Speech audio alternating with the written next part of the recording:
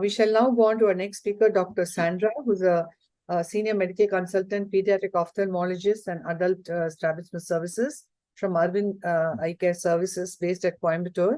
And she's going to talk on something quite important here, amblyopia management, what's time tested, what's new in relation to this myopia panorama. On to you, Dr. Sandra. Thank you very much, ma'am. So I'm going to talk about amblyopia, slightly different topic now. Just I would like to tell everybody or ask the audience whether amblyopia is common in myopia. If we think about that, it's not very common because we tend to use near vision. Like the myopic people, even those who are high myope, have a good amount of near vision. Hence, amblyopia is not common in myopia as such, unless you have a significant degree of anisometropia or if it is a very high ametropic amblyopia. So let's to go into the history a bit. Amblyopia is a concept which was recognized as early as 400 BC by Hippocrates, who defined it as dull vision. So von Noorden's definition is very famous and known to us all, where we define amblyopia as a decrease in visual acuity caused by abnormal binocular interaction, which occurs in one or more eyes, as a result of pattern vision deprivation during the critical period, for which we cannot detect any cause during the physical examination, but in appropriate cases is reversible by therapeutic measures. So it is something where the doctor does not see anything and the patient also does not see. And also to define by a functional perspective, as per defined, it's a visual cacophony of deficits. It involves not only defects in visual acuity, but there are multiple deficits including contrast, spatial localization, fixation, motility, accommodation, crowding, attention, motion perception, temporal processing, so many other issues which maybe we miss out on and just focus on the visual acuity loss. But till date, it remains a diagnosis of exclusion. So the signs of amblyopia, apart from decreased visual acuity, include poor color vision, poor dark adaptation, poor contrast, VP anomalies. There may be a mild degree of RAPD also in denser amblyopes, and that may put us to a little confusion if it is an organic etiology there. And you may have motility defects. That's why amblyopic children, they have poor reading capabilities and they tend to do poorly in the school examination because of problems with saccades, pursuits, and fixation, latent nystagmus, poor accommodation, and eccentric fixation. So it is quite common around 4% of children and school-going children. There is no gender or race predilection, but there can be predisposing factors like refractive error, uncorrected refractive errors, and strabismus. And why it is most important is because it's a very important cause of unilateral vision loss in population younger than 40 years. Pathophysiology is like there is a very dramatic time period of plasticity around 2 to 4 weeks of age. At that point, there is a very rapid development of functional and anatomic organization of visual system, and that's influenced by your visual experience. As a baby, at birth, they do not have clear vision at all. And it's a learned thing. By around maybe 2 to 3 months, it takes for the good fixation and following to occur. So if there is any condition which affects which causes monocular or binocular vision deprivation at this point of time, that results in very dense amblyopia, and also we can see structural and functional alterations in the striate cortex and the lateral geniculate body. So this critical period, it begins at like soon after birth, peaks by 2 to 5 years, and thereafter there is a slow decline till around 12 years. That is why most of the therapy for amblyopia and vision screening should be done very early, very ideally at preschool, even before that if there are high risk factors like prematurity or so. And all this is by the pioneering work of Hubel and Wiesel, as we all know by the experiments. And necessity, why we should treat amblyopia, definitely it's psychologically distressing and doubles the risk of visual impairment if they lose vision in the better eye also. And also as it's a childhood vision loss, improvement or therapy of amblyopia can definitely improve the quality of life as you calculate by the life years and opportunities. Etiology, as you can classify based upon whether the etiology-based classification into strabismic, refractive, vision deprivation and occlusion, and refractive, anisomeridional, and isoametropic. There are other etiologies also like idiopathic, organic, and hysterical, which also can come in. And based on the visual acuity, you can classify as given by PEDIG as early as 2003 into mild, moderate, and severe categories. Mild being like up to 612, moderate 612 to 6/30, and severe between 630 to 6120, or more worse than that. And there are certain phenomena which are unique to amblyopia, including clouding. So crowding is when the single optotypes are shown, the child is able to read them, but in a line, the child is unable to read. This is because of the phenomena of lateral inhibition. So what happens when we test in very young children, we usually test with single optotypes or, picture cards. So that will overestimate the visual acuity. Once you come back to your Snellen's visual acuity or logMAR, then suddenly you may note that the visual acuity is much poorer than what it is. So we need to use cards which have these crowding bars so that we don't get a false overestimation of visual acuity. Another thing with respect to amblyopia is the neutral density filters, where a normal, in people, this vision is degraded by like a line or two, but in amblyopic, you do not find a similar decrease with the neutral density filters. So how to diagnose? The criteria for diagnosing amblyopia? There should be a minimum of 2-line difference on Snellen's or a 2-octave difference in a preferential looking test. And ATS guidelines say that there should at least be a 3 logMAR line difference, because in logMAR, we can pick out smaller differences than what we pick in Snellen's.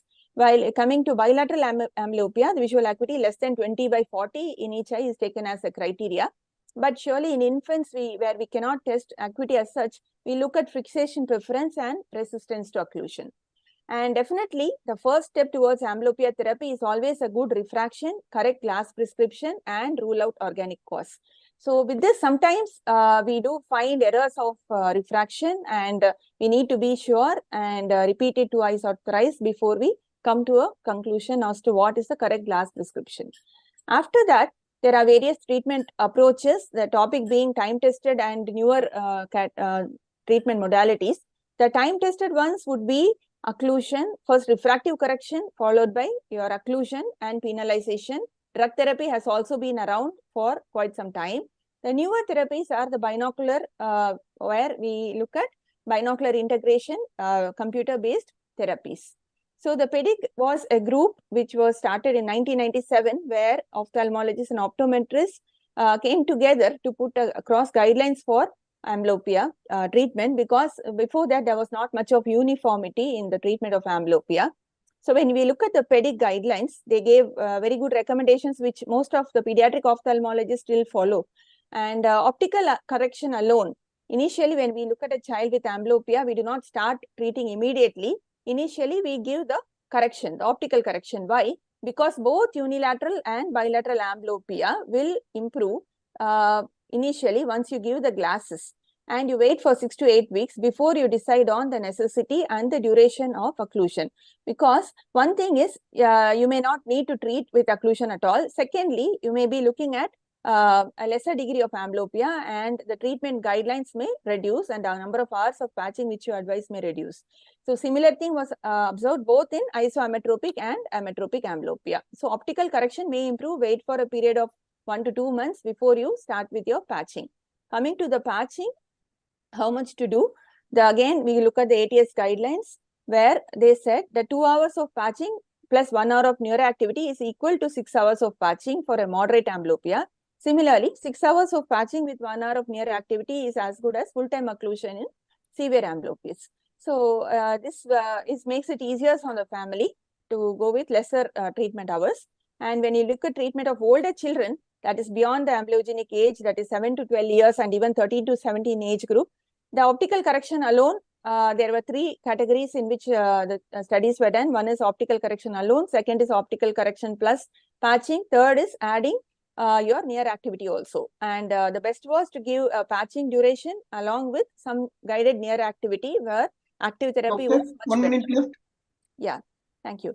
So occlusion should be stopped when the visual acuity becomes equal and you get true alternation. But in the amblyogenic age, you give a maintenance occlusion till the period is over.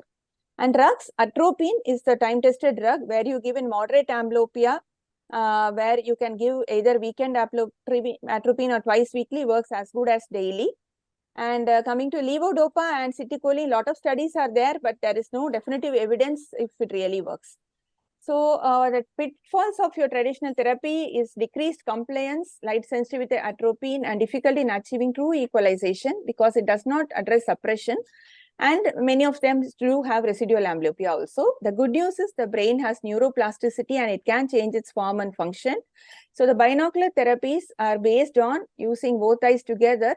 Most of the present therapies are into two categories: perceptual learning or dichoptic therapy. So perceptual learning, where you give a repetitive stimulus, and these are your Gabo stimulus, where this particular stimulus is chosen because your occipital cortex is more sensitive to it.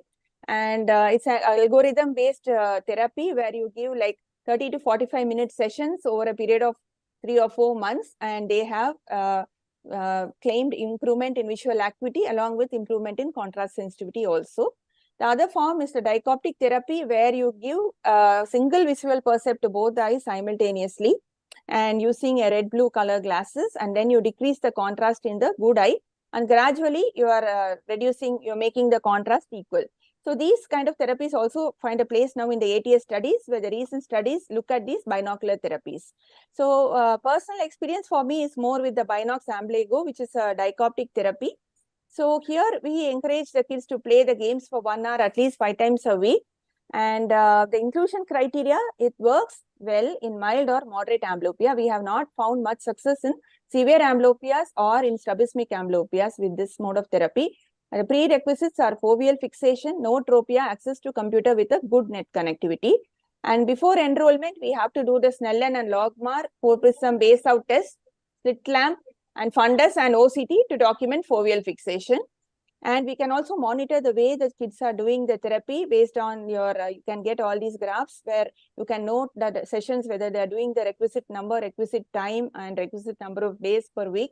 Every 20 sessions or so, we document back in the clinic to document the improvement. So we have noted a good improvement. Most of these anisometropic or anisomyopes, where we if there is significant anisometropia, you put a patient on contact lens before starting on therapy.